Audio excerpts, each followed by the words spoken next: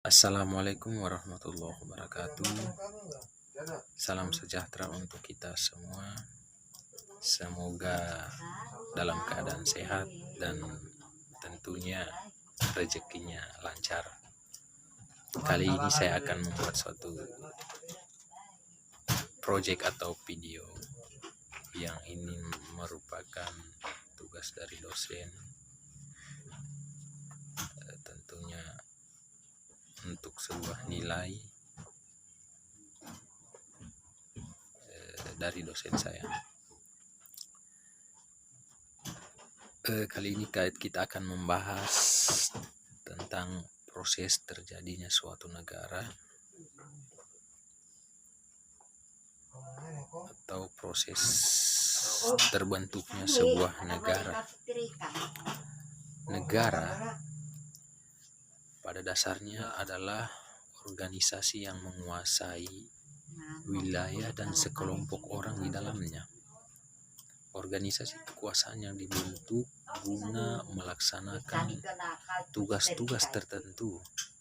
Dalam hal ini, negara juga mengatur kehidupan masyarakat dengan jelas secara konstitusional untuk mewujudkan ketertiban dan kepentingan bersama. Negara bisa dikatakan sebuah wilayah atau daerah yang berada di permukaan bumi ini yang memiliki kekuasaan baik dalam bentuk politik, ekonomi, sosial, budaya maupun kekuatan militer. Yang pelaksanaan kekuasaan tersebut dilakukan oleh pemerintahan. Negara adalah organisasi dalam suatu wilayah yang mempunyai kekuasaan tertinggi yang sah dan ditaati oleh rakyat. Tujuan negara menjadi pondasi yang penting bagi berdirinya sebuah negara, yang biasanya disesuaikan dengan pandangan dan landasan hidup yang bersumber daripada nilai-nilai luhurnya. Indonesia misalnya memiliki tujuan negara yang tertuang dalam pembukaan Undang-Undang Dasar 1945. Itulah sedikit pengantar bahwa definisi oleh sebuah negara. Kemudian proses terjadinya sebuah negara itu harus memenuhi beberapa syarat. Yang pertama, tentu dalam sebuah negara itu harus ada pemerintahan. Untuk menjalankan sebuah negara itu harus ada pemerintahan. Kemudian yang kedua, tentunya harus ada rakyat yang harus ada di sebuah negara. Kemudian yang ketiga, tentunya ada wilayah yang menjadi teritori untuk sebuah negara. Kemudian ada menteri.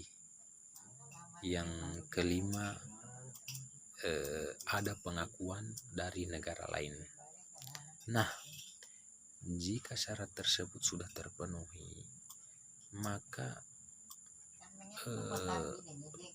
suatu negara itu bisa terbentuk dengan dua cara, yaitu secara primer dan secara sekunder. Secara primer, membentuk sebuah negara itu secara primer bahwa negara terbentuk dari masyarakat yang paling kecil dan wilayahnya yang sempit, kemudian bertambah secara terus-menerus menjadi tingkat yang lebih tinggi dan wilayah yang lebih luas sehingga membentuk sebuah negara. Maka negara ini dikatakan terbentuk secara primer. Kemudian yang kedua, negara terbentuk secara sekunder. Pada dasarnya negara telah ada sebelumnya. negara sekunder itu pada dasarnya sebenarnya telah ada sebelumnya. Namun akibat dari adanya penaklukan, kekuasaan dan penjajahan, maka timbullah negara yang ingin menyingkirkan dan menggantikan negara yang telah ada tersebut. Nah, inilah yang dikatakan negara terbentuk secara sekunder. Selanjutnya tentunya dalam suatu negara itu ada fungsi. Maka fungsi negara secara umum itu ada 4. Yang pertama fungsi pengaturan dan ketertiban. Fungsi pengaturan dan ketertiban sangat penting dalam mencegah bentrokan-bentrokan maupun pertikaian yang mungkin timbul dalam masyarakat. Kemudian fungsi yang kedua yaitu fungsi kemakmuran dan kesejahteraan.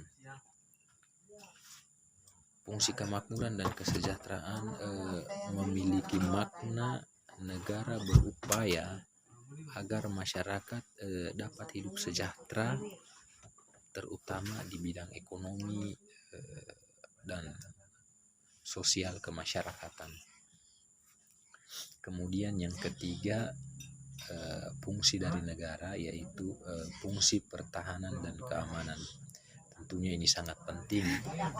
Fungsi pertahanan dan keamanan diperlukan untuk menjaga kemungkinan terjadi serangan-serangan dari luar maupun dari dalam negara itu sendiri. Kemudian yang keempat adalah fungsi penegakan keadilan. Fungsi keadilan memiliki makna negara harus dapat menegakkan hukum secara tegas tanpa adanya unsur kepentingan tertentu menurut hak dan kewajiban yang telah dikontribusikan kepada bangsa dan negara. Itu adalah fungsi dari negara. Kemudian selanjutnya tujuan negara itu menurut beberapa para ahli. Yang pertama menurut Roger Hasoltaw dalam bukunya Introduction to Politics menjelaskan tujuan negara yakni memungkinkan rakyatnya berkembang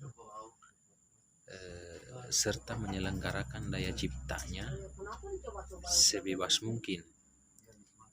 Sementara Harold Jelaski dalam The State in Theory and Practice menjelaskan tujuan negara sebagai menciptakan keadaan di mana rakyat dapat mencapai keinginan-keinginan mereka secara maksimal.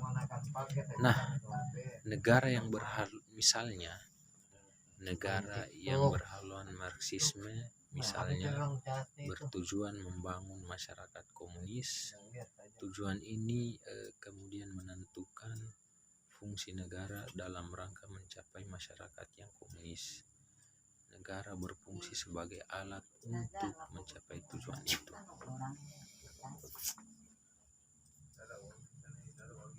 Sementara itu negara kita ini, negara Indonesia, melandaskan tujuan negaranya pada pembukaan Undang-Undang Dasar 1945, yakni melindungi segenap bangsa Indonesia dan seluruh tumpah darah Indonesia. Selanjutnya memajukan kesejahteraan umum, kemudian selanjutnya mencerdaskan kehidupan bangsa, selanjutnya ikut melaksanakan ketertiban dunia yang berdasarkan kemerdekaan, perdamaian abadi, dan keadilan sosial. Nah, itulah penjelasan singkat dari saya tentang terbentuknya sebuah negara. Mudah-mudahan dapat bermanfaat khususnya untuk saya pribadi, karena proyek ini adalah tugas dari dosen dan mudah-mudahan dapat bermanfaat juga untuk masyarakat luas. Terima kasih. Wassalamualaikum warahmatullahi wabarakatuh.